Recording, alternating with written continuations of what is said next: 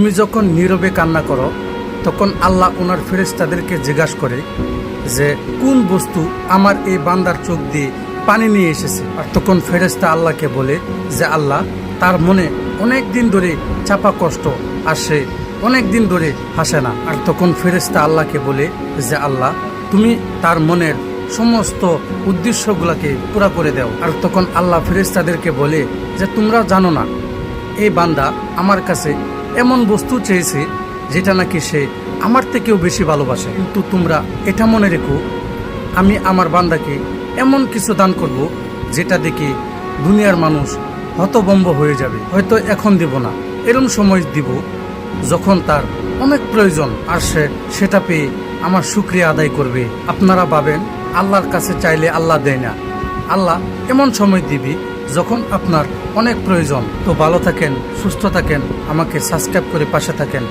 ধন্যবাদ।